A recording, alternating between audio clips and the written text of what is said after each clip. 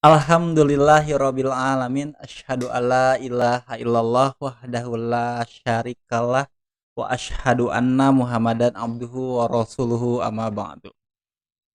Di kesempatan kali ini tentunya meskipun hujan melanda kita semua, tapi pantang bagi kita untuk tidak menghadiri acara kajian yang mana kajian ini selalu rutin kita laksanakan. Alhamdulillah selama berjalannya kajian ini ketika Allah menguji kita dengan corona, dengan lain sebagainya, kajian ini tidak pernah berhenti sekalipun meskipun kita nanti, dulu pernah ada jaga jarak ya, social distancing teh ya, dan lain sebagainya, tapi kita tetap tidak pernah surut untuk mencari dan mendapatkan tentunya ridho Allah Subhanahu wa taala. Dan tentunya teman-teman semuanya Eee, di kesempatan kali ini Allah mentakdirkan alhamdulillah sebenarnya sono banget, kangen banget kepada Ustadz Rizky Januar. Semoga mudah-mudahan Ustadz Rizky Januar nanti bisa menyempatkan waktu kembali untuk bisa ada di kajian PJ Tanjung karena memang ada waktu kosong juga ya di kita sebetulnya. Mudah-mudahan nanti tidak bentrok, nanti kita bisa membahas kembali ya istilah nama dalam waktunya. Alhamdulillah Ustadz Rizky Januar ini kebetulan beliau lulusan S3 di pesantren Cirengit ya gitu. Beliau juga ahli tafsir mimpi gitu saja. Tafsir jodoh. Tafsir jodoh. Itu syekhna tafsir mimpi. Ustadz Rizky Januar kebetulan saat ini hadir sebagai utusan dari pimpinan cabang Pemuda Persis Cangkuang. Insya Allah pada malam ini juga beliau akan apa ya istilahnya sharing dengan kita semua tentunya mudah-mudahan kalau kita ngaregepkeun kalau orang Sunda bilang pasti akan menjadi sebuah nilai yang berharga bagi kita tentunya ilmu yang bermanfaat tentang keringanan dalam syariat. Nah, ini yang sering menjadi pembahasan kita dari dulu karena kita mah suka disebut kata orang lain ya mungkin pemuda Persis mah dinu ibadahna loba diskon. Tah siga kitu. Naha cenah Isya opat nah jadi aya 2 eta teh kumaha? Zuhur, asar jeung dihijikeun atau magrib jeung Isya dihijikeun. Nah, magribna anger 3 cenah teu hiji setengah. Kan ini teh menjadi pertanyaan. Nah, mudah-mudahan insyaallah nanti kalau kalian teman-teman ada yang masih ragu atau pengen ditanyakan, insyaallah kita sharing sama Ustadz Rizky Januar ya.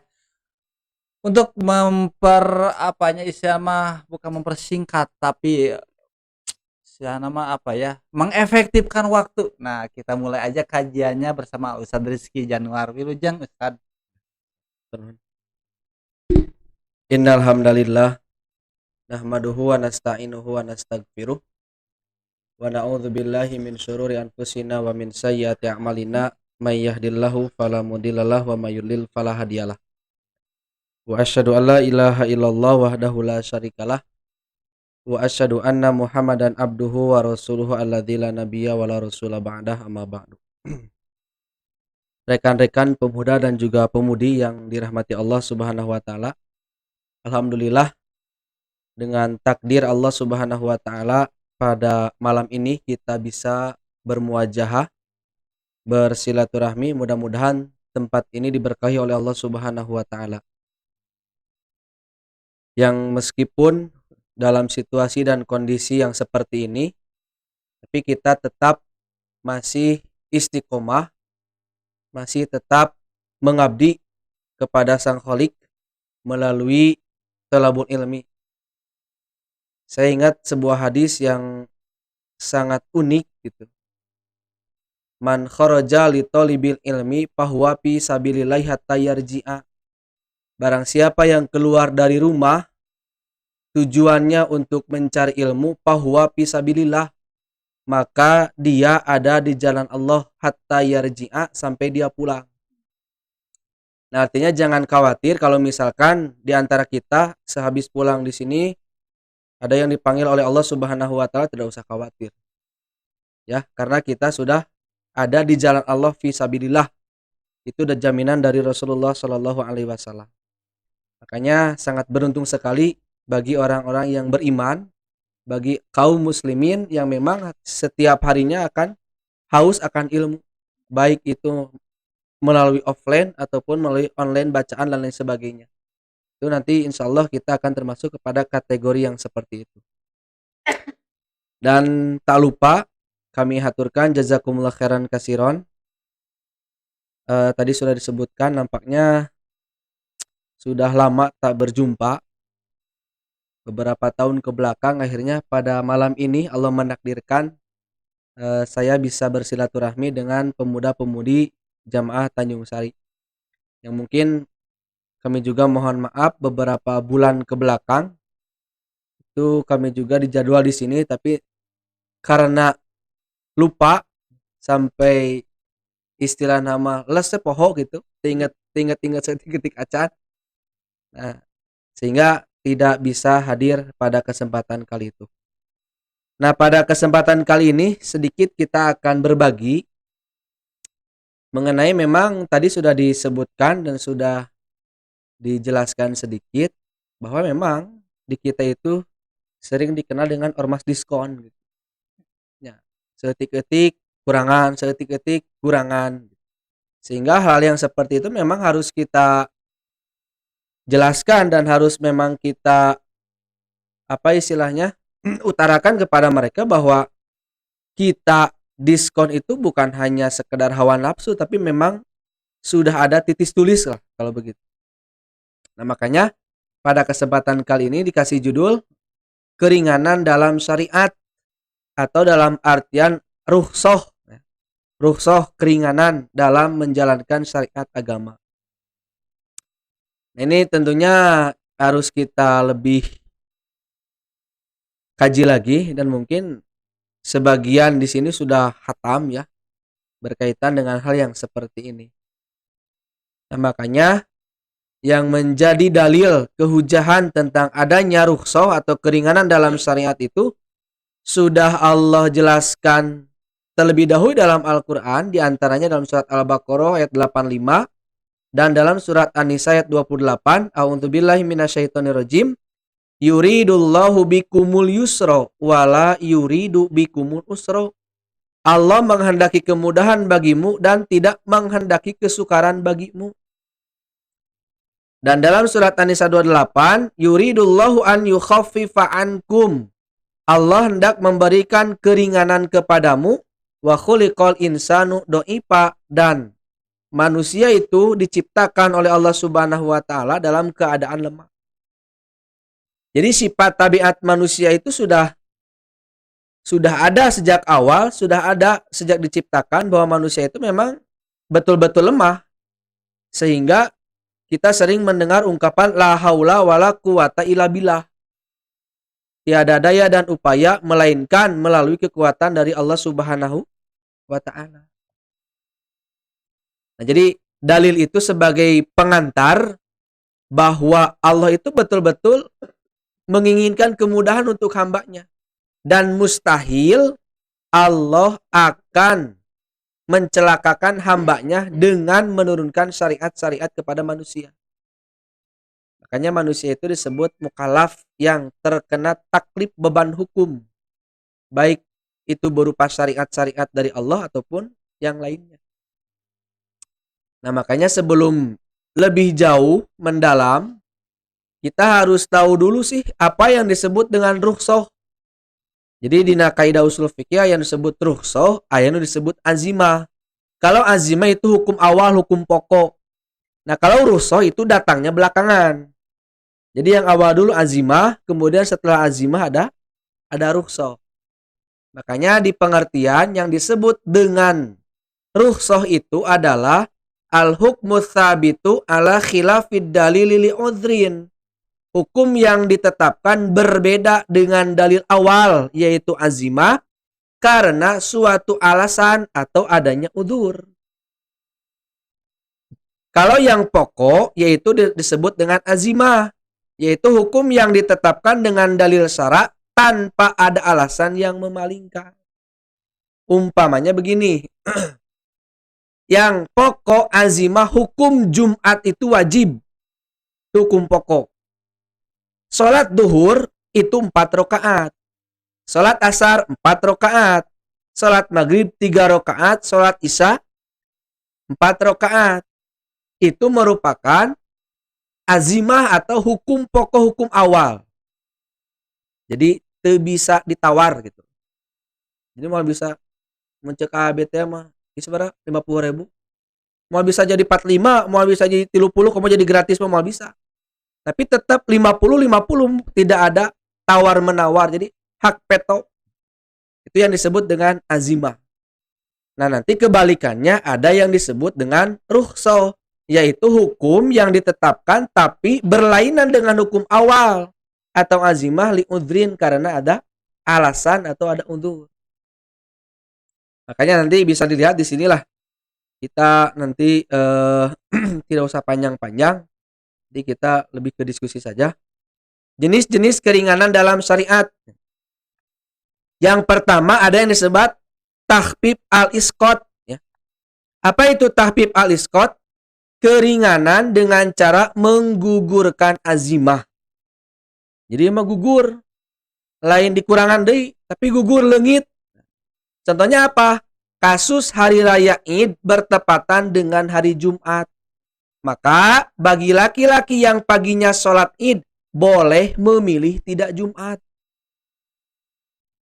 Ya. Jadi ya Idul Fitri, Idul Adha bertepatan dengan hari Jumat. Maka ketika laki-laki pagi harinya melaksanakan sholat Id, maka dia nanti boleh memilih. Mau melaksanakan sholat Jumat silahkan, mau tidak pun tidak mengapa. Dan bagi yang tidak melakukan sholat Jumat tidak ada sholat duhur. Karena apa? Karena bagi yang tidak wajib Jumat tidak ada sholat duhur. Karena wajib Jumat itu adalah bagi laki-laki, sementara laki-laki pagi-paginya sudah melaksanakan sholat Id. Kan lamun cek pikiran mah manya anu wajib eleh kudu sunat. Kan sholat Id sunat. Wajib Jumat hukumna wajib bagi siapa? Bagi laki-laki.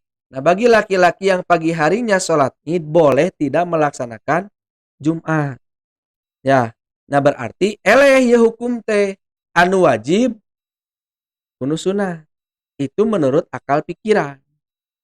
Nah, sementara menurut keterangan, nah ini yang disebut dengan tahfif al-isqat itu. Keringanan dengan cara menggugurkan hukum yang pokok. Jadi Jumat nu sifatna wajib bisa gugur alatan naon? Kudu sunat gitu. Tapi kangge istri mah teu aya nya. Tetep istri mah salat duhur. Ya. Sebab bagi perempuan tidak ada kewajiban salat Jumat. Nah, bagi laki-laki yang pagi harinya melaksanakan sholat Id baik Idul Fitri atau Idul Adha, ketika bertepatan dengan hari Jumat boleh memilih antara Jumatan dan tidak Jumatan. Kalau memilih Jumatan berarti pahalanya double. Kalaupun tidak Jumatan tidak mengapa dan tidak usah sholat duhur. Tapi langsung saja nanti sholat asar. Itu yang disebut dengan rukhsah, ya. Kanyaah ti Allah, kasih sayang Allah. Karena apa? Tadi sudah disebutkan bahwa yuridullahu bikumul yusra wala yuridu bikumul usra. Allah itu menginginkan kemudahan untuk hambanya, tidak menginginkan kesukaran kesulitan untuk hambanya. Nah, ini yang menjadi landasan dalilnya hadis riwayat Imam Abu Dawud bahwa Rasulullah Shallallahu Alaihi Wasallam bersabda, "Qad ijtama'a fi yaumikum hadza idani." Dua Id telah bersatu dalam hari kalian. Nah, berarti hari Jumat itu termasuk hari Idnya umat Islam. Nah, di mana ungkapan tersebut ini? Qad ijtama'a fi yaumikum hadza idani. Pada hari ini telah berkumpul pada kalian dua Id dalam satu waktu, yaitu baik Idul Fitri Idul Adha dengan hari Jumat. Paman sa'a ajahu minal jumu'ati. Nah, maka siapa yang berkehendak setelah sholat Id tidak melaksanakan Jumat, maka sudah cukup kewajiban Jumatnya. Wa inna mujammi'una, akan tetapi kami akan melaksanakan ibadah Jumat. Jadi ini pilihan, ya. Pilihan. Mau Jumat silahkan, kalau tidak Jumat pun tidak mengapa. Karena ini sudah mencakup kewajiban Jumat itu sudah gugur dengan pelaksanaan sholat Id, Idul Fitri atau Idul Adha. Nah, mata mending lebaran unggal Jumat. Jadi mau sholat Jumat. Nah, itu yang pertama yang disebut dengan tahfif al-isqat, keringanan dengan cara menggugurkan hukum yang pokok atau hukum yang awal. Nah, kemudian yang kedua, ada yang disebut dengan tahfif at-tankis. Apa itu tahfif at-tankis? Yaitu keringanan dengan mengurangi ajimah. Ajimah yang sering kita bahas, yaitu tentang adanya jama kosor atau kosor sholat sebagai bentuk rukhsah dari pengurangan yang awal menjadi sedikit. Jadi hukum azimah, hukum awal itu duhur 4 rakaat, maka dengan rukhsah bisa berubah jadi 2 rakaat. Tapi dengan catatan liudrin, ada uzur, ada alasan. Alasannya apa? Nah, di dalam surat An-Nisa ayat 101 disebutkan bahwa dan apabila kamu bepergian di muka bumi, maka tidak mengapa kamu mengkosor sholat. Nah, berarti ayat alasan yaitu bepergian atau yang sering kita sebut safar. Jadi yang disebut dengan safar, bepergian, entah itu urusannya mau bisnis, entah itu urusannya mau main, ataupun dalam artian erek sumpang simpang kaditu kadia, nu penting mah inditi imah melakukan perjalanan, itulah yang disebut dengan safar. Maka dalam keadaan seperti itu boleh ada rukhsah, yaitu dengan cara mengkosor atau meringkas sholat yang 4 menjadi 2 atau digabungkan yang disebut dengan jama kosor. Itu An-Nisa 101. Nah, kemudian yang kedua, lamanya safar tidak ditentukan. Dan lamanya jama kosor tidak juga ditentukan. Selama kita safar mau 1 tahun, 2 tahun, 3 tahun silahkan. Makanya Ibnu Jarir atau Barid menyebutnya sebagai safar mutlak. Di safar mutlak itu yang sudah menjadi kebiasaan seperti para pedagang, para pelayar, dan lain sebagainya. Maka ketika dia melakukan hal safar mutlak seperti itu, maka tetap berlaku kosor sholat atau jama kosor. Nah, makanya ini merupakan sebuah keringanan karena safar itu adalah qat'ul masyaqqah ya. Qat'ul masyaqqah itu memotong kesulitan. Di antaranya dengan adanya rukhsah bisa dikosor sholat atau di jama kosor. Makanya apa? Jama kosor itu afdoliyah paling utama. Manakala kita safar, paling utama kita mengkosor sholat atau jama kosor. Paling utama. Ya. Mengapa demikian? Karena Rasul berbicara seperti ini. Pakbalu sodakotahu. Rukhsah, adanya rukhsah kosor sholat itu adalah sodakoh dari Allah. Maka Nabi menyatakan pakbalu sodakotahu. Terimalah oleh kalian sodakoh dari Allah tersebut. Makanya para ulama memiliki kesimpulan bahwa kosor sholat dalam safar itu merupakan keutamaan yang sangat luar biasa. Kenapa kita mengambil sedekah dari Allah Subhanahu wa taala? Kan teu meunangnya nolak sedekah teh. Nya. Terus nah, urang dipasih sedekah rezeki ti nu sanes banyak ditolak kan teh kenging.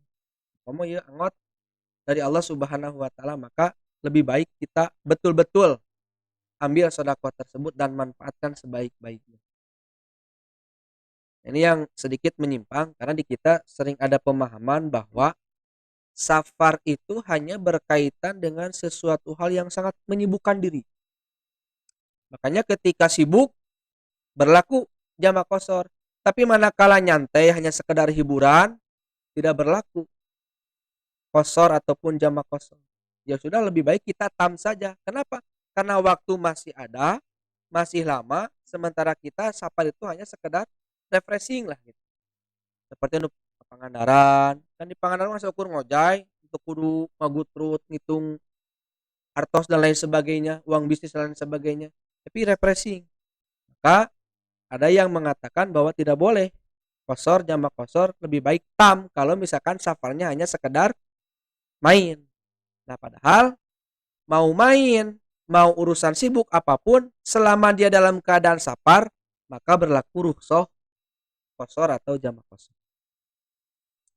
Nah, kemudian ada hadis ini hanya sebagai tambahan saja. Jarak terpendek terkait dengan safar yang dilakukan oleh Rasulullah. Jadi Rasulullah juga sama, sering bepergian, sering safar. Tapi di sini ada hadis yang memang paling minimal atau paling dekat Rasul melakukan perjalanan itu menempuh jarak 3 mil atau 3 farsakh. Lalu beliau melaksanakan sholat 2 rakaat. Nah, ini 3 mil itu kurang lebih kalau dikilometerkan 1,8 lebih lah. 1,8 sekian kilo. Berarti pami 3 mil mah sekitar 5-6 kiloan lah. Nah, cekap kangge di kosor atau napi jamak kosor. Ini kalau melihat ya dalil minimal Rasul melakukan perjalanan. Maka Rasul sholat 2 rakaat alias di kosor sholat. Makan hobi lah ya. Jadi hobi diskon tina 4 jadi 2 kan maghrib teh bisa tina 3 jadi 1,5. Bab hukum awalnya memang seperti itu. Dan sholat pun pada awal diwajibkannya hanya 2 rakaat. Sholat 2 rakaat. Jadi hukum ajimah awal teh sholat pertama kali diwajibkan itu 2 rakaat. Nah, makanya tina 4 balik lagi kepada hukum awal yaitu 2 rakaatnya. Kebalikannya disebut sebagai rukhsah atau keringanan. Kemudian yang ketiga ada yang disebut dengan takhfif al-ibdal, yaitu keringanan dengan mengganti kewajiban dengan kewajiban yang lain. Contohnya, mengganti wudhu atau mandi junub dengan tayamum. Mengganti wudhu atau mandi janabat dengan tayamum. Ini ada yang unik. Salah seorang sahabat boga dosanya, selain boga dosa, boga kenikmatan lah. Dia habis berjima dengan istrinya, dengan sapatemon, tapi cai gitu, cai, maka sahabat tersebut gugulingan di taneuh.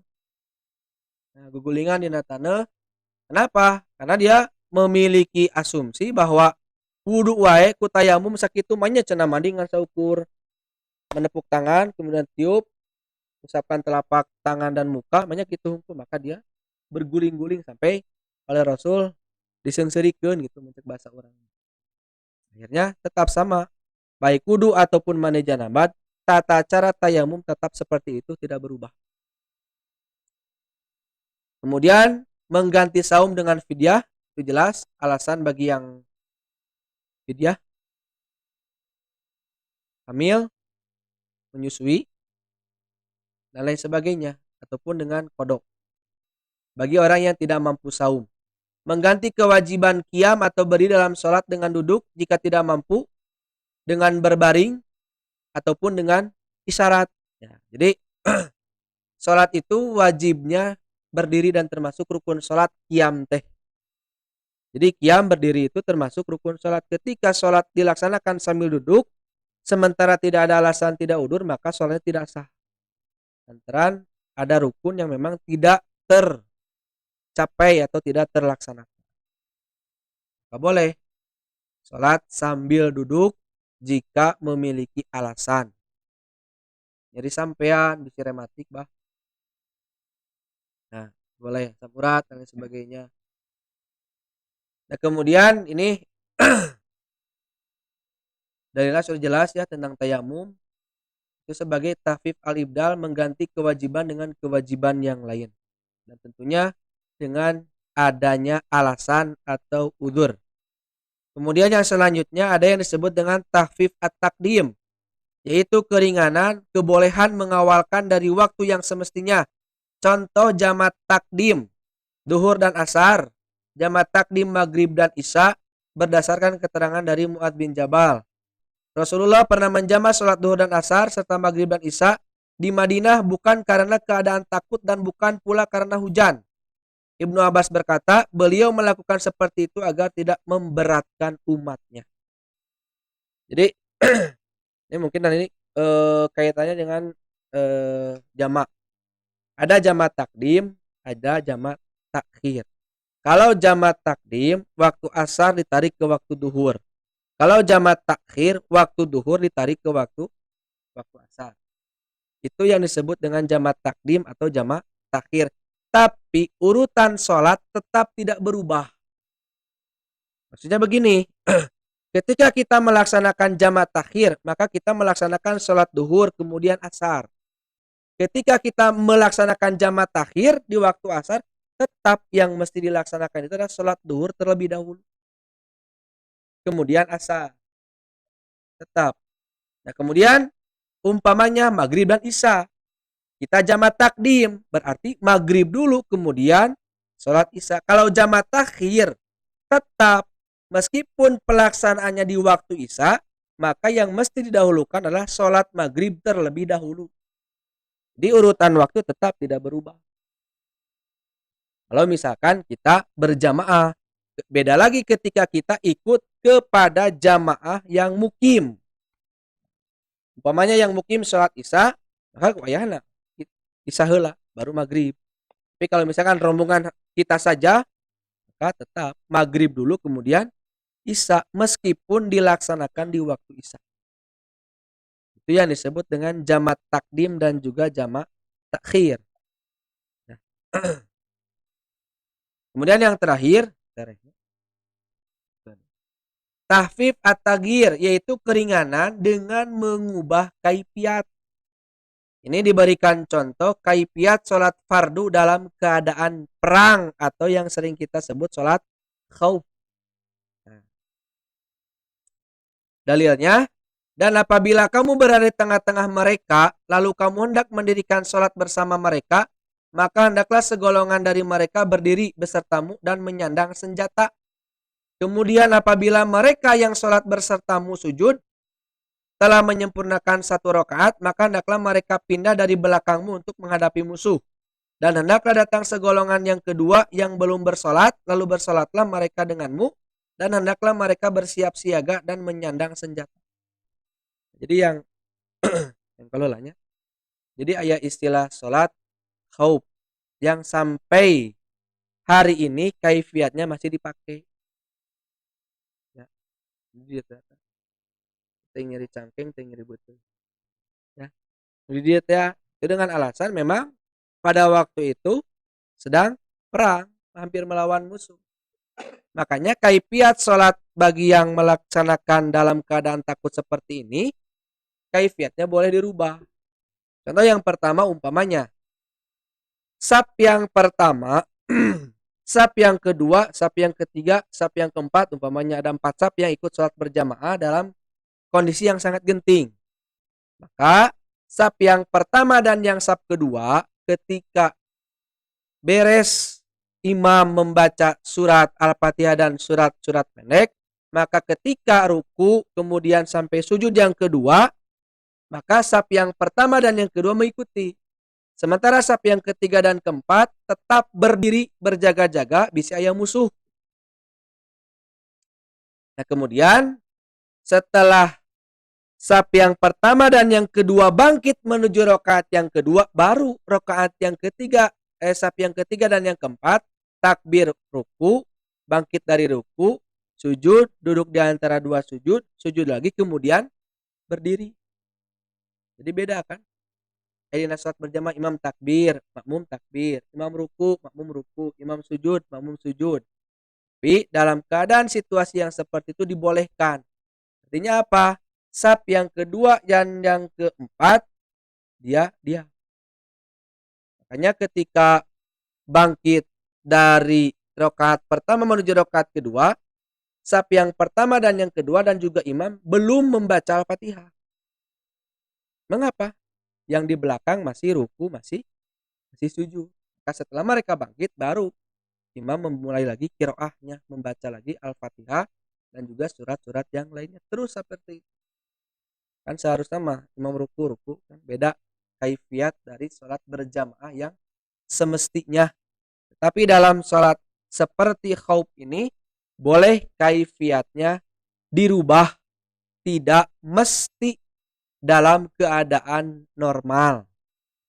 Seperti yang dilakukan oleh Rasulullah SAW dan juga para sahabat dalam situasi dan kondisi yang sangat mencekam. Itu hanya sebagai pengantar saja mengenai rukhsah atau keringanan dalam syariat. Mungkin kita bisa lebih pertajam lagi dalam diskusi. Apabila ada yang memiliki pendapat yang lain, memiliki argumen yang lain, silahkan kita selesaikan bareng-bareng saja. Jazakallah khairan kasiran ke Al Ustadz Rizky Januar yang sudah menjelaskan tentang tema keringanan, nah ya, dalam syariat. Jadi ini jelas pisan, ekses, tegas, naon deui Bang? Hah? Jentre gitu. Nah, buat teman-teman semuanya, barangkali nih di kehidupan sehari-hari ada hal-hal yang tadi. Nah, kan kita seringnya mendapatkan apanya pertanyaan, kok kenapa kamu gitu? Kok kenapa kamu di kosor? Seharusnya kan 4 rakaat, kok kamu 2 rakaat? Nah, jadi biar kita nggak ragu lagi ke depannya, bisa ada kasus apa di perjalanan mau hidup kalian, kita mau tanyain, yuk orang diskusi aja gitu, bisa ada yang ragu. Contoh, ada yang mau tanya? Siap. Oh, wah siap, keren keren. So, Gagan itu Gagan dulu, saya persilakan untuk. Assalamualaikum. Cek cek. Assalamualaikum warahmatullahi wabarakatuh. Tadi bade naros ieu perkawis rusuh nya. Rusuh teh anu ngabas tentang kita yang sedang safar. Safar itu kan tidak terbatas tidak terpatok kita kerja wae nya. Amang oge kan selama kita safar berarti kita boleh mengrusuh ibadah urangnya salat gitu. Tapi memang abdi ge kenyataannya ihwan urang oge masih keneh anu seueur anu sanes debatnya anu benten pengertian. Ari Abi mah memang salami yang menjalani rukshohna eta tapi ada beberapa sok kadang rencana ngadebat naha atuh lamun sakirana bisa salat anu utama nah make jeung kudu ruksoh. Nah, maksud Abdi pertarusan Abi mah periogi penegasan sebetulnya yang baik itu apakah kita memang mengutamakan ruksoh yang Allah kasih ataukah memang selama memang urang nyalse mending urang salat weh anu wajibna eta gitu tah. Di Abi mah eta paling butuh penegasan urang. Ya, Hatur nuhun. Assalamualaikum. ya tadi tetap bahwa yang namanya qasar itu merupakan abdoliyah, lebih utama. Nah, sementara ada yang memiliki pendapat atau memiliki istilah nama kekeh peteke harus tam, itu tidak jadi masalah. Berarti dia tidak mendapatkan keutamaan yang tadi, yaitu mengambil sedekah dari Allah Subhanahu wa taala, dan tentunya mengambil sedekah tersebut luar biasa pahalanya ya. Jadi lebih utama dikosor. Kalaupun misalkan ada yang tam ya tidak jadi masalah. Berarti dia menjalankan yang pokok. Nah, kalau kita dikosor berarti kita sudah betul-betul menjalankan amanat dari Nabi, faqbalu shadaqatahu. Maka ambillah sedekah dari Allah Subhanahu wa taala itu karena apa? Sebagai bentuk kasih sayang Allah kepada hambanya, sebagai bentuk kanyaah Allah ke hambana. Nah, tadi teh apa? Allah mah moal ngahesekeun hambana. Tapi ketika manakala salat anu tam, ya kita tidak usah didebat. Nah, kenapa? Tidak jadi masalah. Tapi kosor ini menjadi hal yang abdoliyah saja lebih utama. Mangga sami-sami.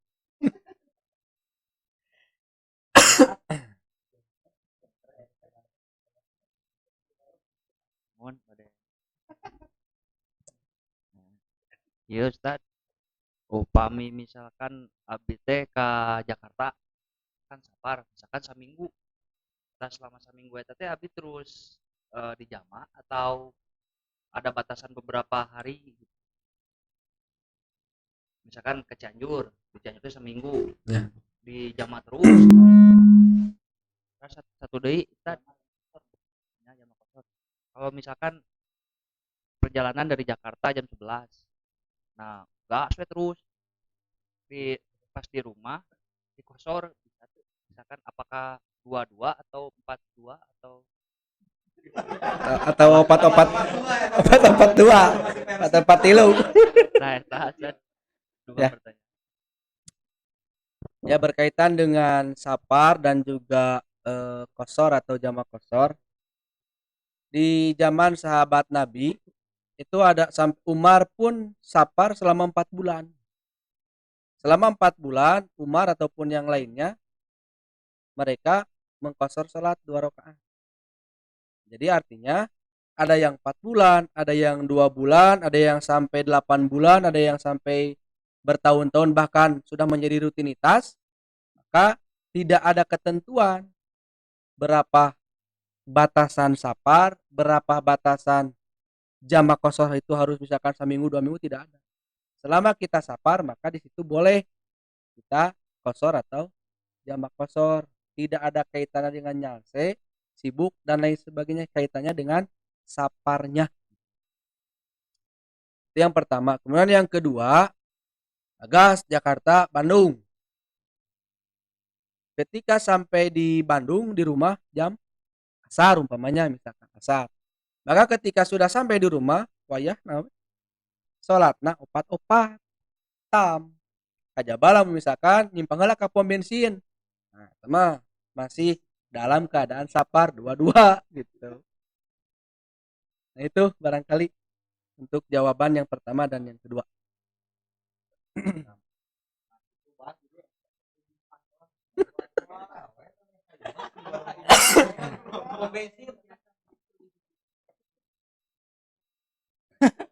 Oh, diskonal 75%. Oke, teman-teman, alhamdulillah tuh semakin jelas, eces, tegas, bentes. Barangkali dari perempuan bisi jamak kosor karena head kumaha gitu. Perempuan mah di zaman nanti pas nikah. Alah. Global zaman. Manawi aya dari Uhti? Ada? Uhti? Cek. Sok. Di Cianjur mangga. Nih. Mangga ya nih.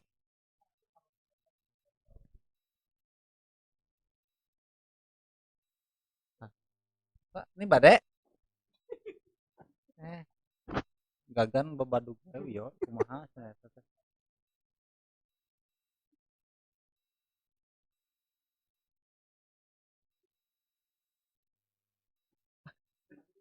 Ya.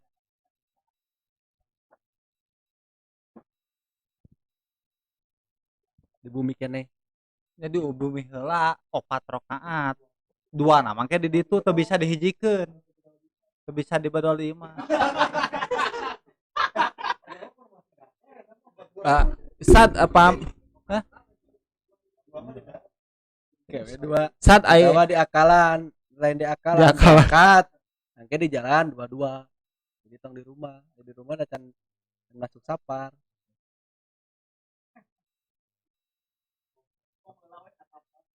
Ya.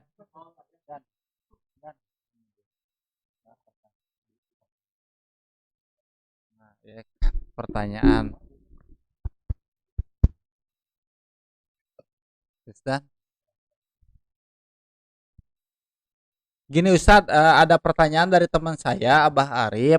Jadi ketika dia ngecross kan karena di gunung Ustadnya, karena di gunung jadi katanya daripada enggak sholat karena badannya kararotor, bajunya bararaseuh gitu kan, udah hujan juga. Jadi dari zuhur, asar, maghrib, isya dihijikeun. Mana we eta dalilna ti mana? Da pengarangna kitab Bukhari non Muslim ieu mah. Itu dalam sebuah perang yang sangat luar biasa. Dan ada dua kejadian lagi ketika Rasul disibukkan dengan sebuah urusan yang sangat luar biasa. Itu sampai-sampai menggabungkan 4 waktu, zuhur, asar, maghrib, Isya, di waktu Isya. Karena perang berkecamuk sangat dahsyat sehingga tidak ada waktu untuk sholat, maka Nabi menggabungkan semuanya di waktu Isya, tapi tetap duhur, asar, maghrib, Isya. berurutan san. Berurutan waktunya. Asa Ya, kebantuan. perangna perang batin. Iya nge-cross bisa gitu. Terus Daripada teu ya sholat bisa cenah. boleh, itu jadi masalah. Soalnya neme terang sholat teh kitu cenah. Neme sholat ayeuna gitu. Nuhun san. Iya. Nuhun. Iya bener. Karena lamun Bener ya. iya, kalau lainnya sekarang langsung sholat terjadi masalah. Misalkan kekotoran, asal bersih, hadas dan lain sebagainya, sholat boleh silakan. Sama Kan orang pertanyaannya kade. pantes tuh gitu. Apa ya tungtungna geuningan? Ya, seperti gila. Sholat pakai kaos oblong boleh Ya, ya. Sholat pakai kaos oblong boleh, boleh. Sholat pakai sontok boleh, boleh. Sah sholatnya, sah. Ngantai pertanyaan pantes tuh gitu. eta. Jadi Tapi itu sholat istihsan. tadi nama bisanya anu Ya. tenang perang teh nya. Bisa bah. Ah ente meureun safety teh kade kan di leuweung mah ente osok ih di mana wae eta ngumahna. Kade teh bisi asa hadas.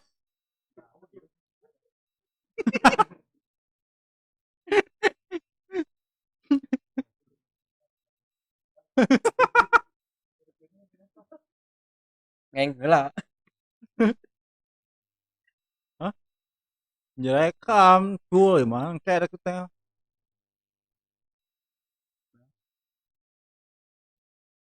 Pan Boleh. tayamum. Pan eta tadi dibahas ya. Ya kan? Karena kuruksohna kawan.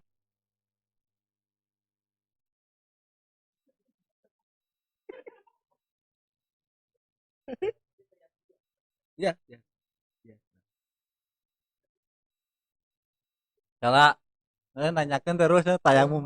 Tayamum biasa eta kumaha tayamumna.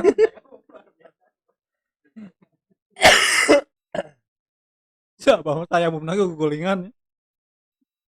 Ya, Dek. Ya, pertarasan. Bayar ditutup. Istri aya teh bisik-bisik wae biasa juru bicara pina. Juru bicarana eta.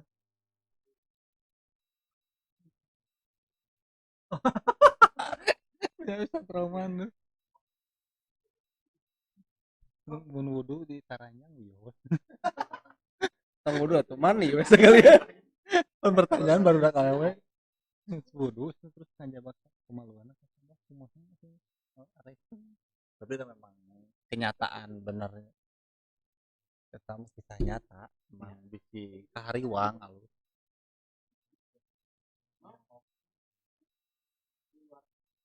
Di luar.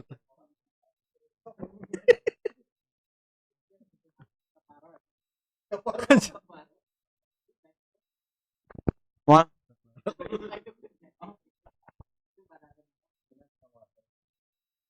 Tadi gitu.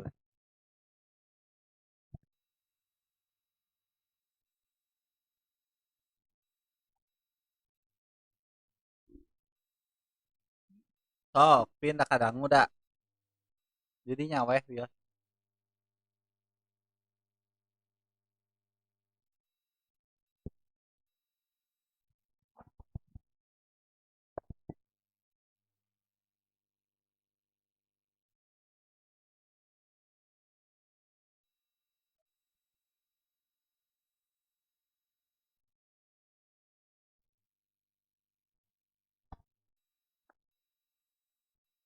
Terus mandi besar.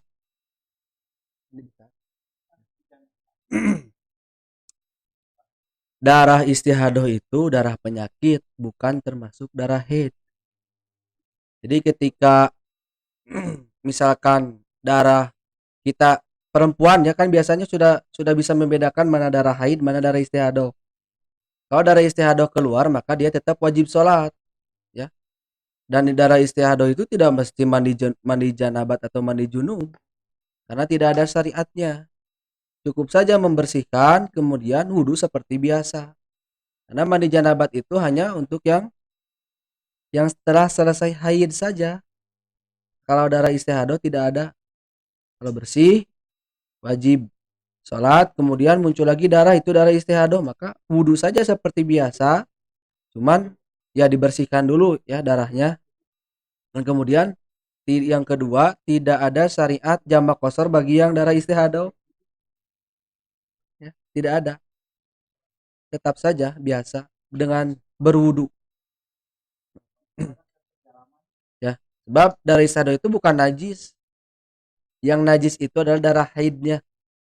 Darah istihadah itu tidak najis, darah kotor. Begitu ya. Jadi yang najis itu darah haid, darah nifas, air kencing laki-laki dan perempuan, kemudian kotoran, berak, itu yang disebut dengan najis. Berarti selain dari itu tidak najis.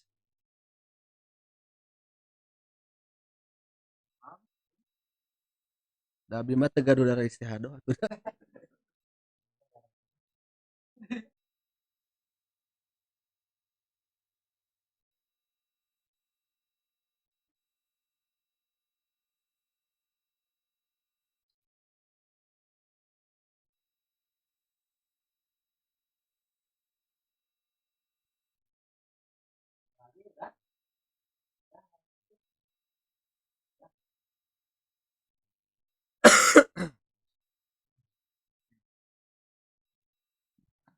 Alhamdulillahirabbil alamin. Acara kajian kita malam ini sudah selesai. Mudah-mudahan setiap apa yang kita ucapkan, setiap apa yang kita lakukan semuanya bernilai kebaikan. Mudah-mudahan kita lebih istiqomah dan lebih bersemangat dalam mencari ridho Allah Subhanahu wa taala. Rabbana atina fid dunya hasanah wa fil akhirati hasanah wa qina azabannar. Assalamualaikum warahmatullahi wabarakatuh.